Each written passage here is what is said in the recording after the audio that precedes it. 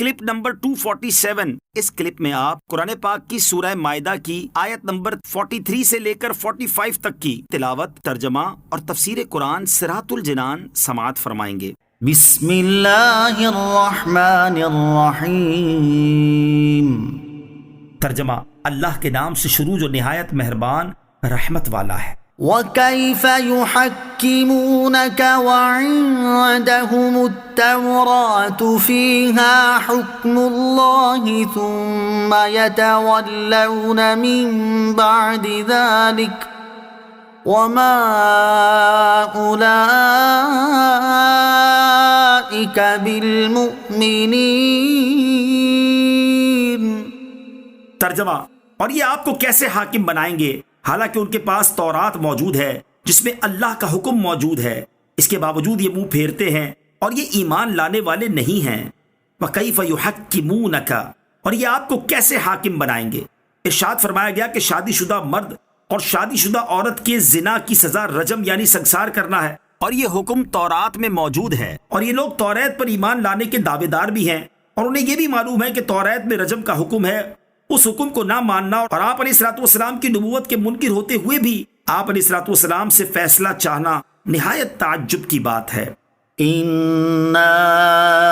أَنزَلْنَا التَّوْرَاةَ فِيهَا هُدًى وَنُورٌ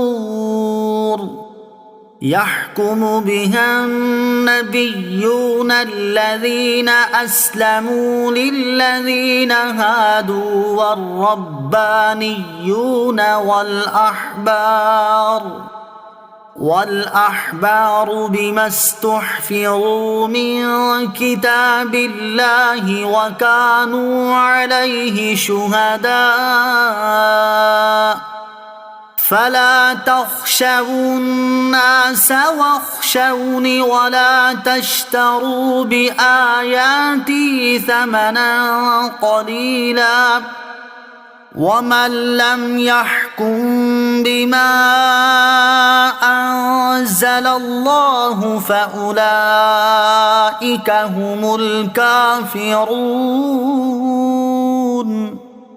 ترجمہ، بے شک ہم نے تورات نازل فرمائی جس میں ہدایت اور نور ہے۔ فرما بردار نبی اور ربانی علماء اور فقہا یہودیوں کو اسی کے مطابق حکم دیتے تھے، کیونکہ انہیں اللہ کی اس کتاب کا محافظ بنایا گیا تھا اور وہ اس کے خود گواہ تھے۔ تو لوگوں سے خوف نہ کرو اور مجھ سے ڈرو، اور میری آیتوں کے بدلے تھوڑی ذلیل قیمت نہ لو، اور جو اس کے مطابق فیصلہ نہ کرے جو اللہ نے نازل کیا تو وہی لوگ کافر ہیں۔ اِنَّا أَنزَلْنَا التَّوْرَاةَ،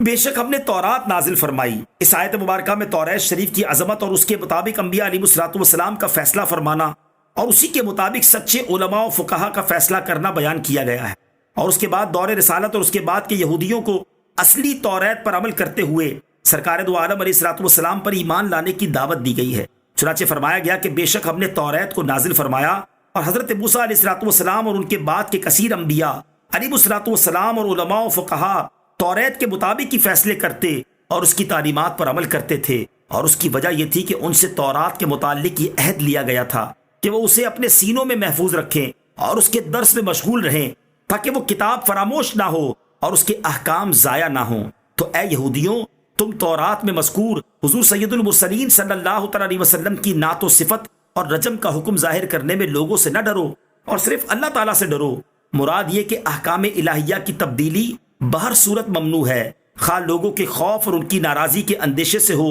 یا مال و جاہ اور رشوت کی لالچ میں ہو۔ اس آیت میں علماء کے لیے بھی ایک حکم موجود ہے کہ وہ اللہ کی کتاب کی حفاظت کریں اور اس کی آیات کے بدلے دنیا کی ذلیل دولت حاصل نہ کریں، اور لوگوں سے ڈرنے کے بجائے اللہ تعالیٰ سے ڈریں۔ پہلی شریعتوں کے بیان کیے گئے احکام سے متعلق اہم مسئلہ، توریت کے مطابق انبیاء علیہ الصلوۃ والسلام کا حکم دینا جو اس آیت میں مذکور ہے، اس سے ثابت ہوتا ہے کہ ہم سے پہلی شریعتوں کے جو احکام اللہ عز و جل اور اس کے رسول صلی اللہ تعالیٰ علیہ وسلم نے بیان فرمائے ہوں اور ان کے ترک کا حکم ہمیں نہ دیا ہو اور نہ وہ منسوخ کیے گئے ہوں، وہ ہم پر لازم ہوتے ہیں۔ وَكَتَبْنَا عَلَيْهِمْ فِيهَا أَنَّ النَّفْسَ بِالنَّفْسِ أن النفس بالنفس والعين بالعين والأنف بالأنف والأذن بالأذن والسن بالسن والجروح قصاص فمن تصدق به فهو كفارة له ومن لم يحكم بما أنزل الله فأولئك هم الظالمون۔ ترجمہ: اور ہم نے تورات میں ان پر لازم کر دیا تھا کہ جان کے بدلے جان اور آنکھ کے بدلے آنکھ اور ناک کے بدلے ناک اور کان کے بدلے کان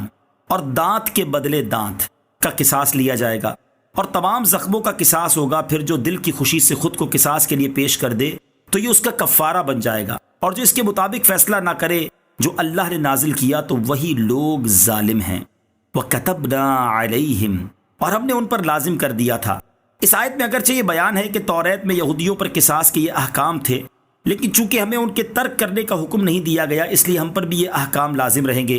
کیونکہ سابقہ شریعتوں کے جو احکام اللہ تعالیٰ اور رسول کریم علیہ الصلوۃ والسلام کے بیان سے ہم تک پہنچے اور منسوخ نہ ہوئے ہوں وہ ہم پر لازم ہوا کرتے ہیں، جیسا کہ اوپر کی آیت سے ثابت ہوا۔ آیت میں زخموں کے، اعضاء کے اور جان کے قصاص کا حکم بیان فرمایا گیا۔ اعضاء اور زخموں کے قصاص میں کافی تفصیل ہے، جس کے لیے فقہی کتابوں کا مطالعہ ضروری ہے۔ اور جان کے قصاص کا حکم یہ ہے کہ اگر کسی نے کسی کو قتل کیا تو اس کی جان مقتول کے بدلے میں لی جائے گی، خواہ وہ مقتول مرد ہو یا عورت، آزاد ہو یا غلام، مسلم ہو یا ذمی۔ حضرت عبداللہ ابن عباس رضی اللہ تعالیٰ عنہما سے مروی ہے کہ لوگ مرد کو عورت کے بدلے قتل نہ کرتے تھے۔ اس پر یہ آیت نازل ہوئی، فمن تصدق به، تو جو خود کو قصاص کے لیے پیش کر دے، یعنی جو قاتل یا جرم کرنے والا اپنے جرم پر نادم ہو کر گناہ کے وبال سے بچنے کے لیے بخوشی اپنے اوپر حکم شرعی جاری کرائے تو قصاص اس کے جرم کا کفارہ ہو جائے گا اور آخرت میں اس پر عذاب نہ ہوگا۔ بعض مفسرین نے اس کے معنی یہ بیان کیے ہیں کہ جو صاحب حق قصاص کو معاف کر دے تو یہ معافی اس کے لیے کفارہ ہے۔ دونوں تفسیروں کے اعتبار سے ترجمہ مختلف ہو جائے گا۔ تفسیر احمدی میں ہے کہ یہ تمام قصاص جب ہی واجب ہوں گے جبکہ صاحب حق معاف نہ کرے، اگر وہ معاف کر دے تو قصاص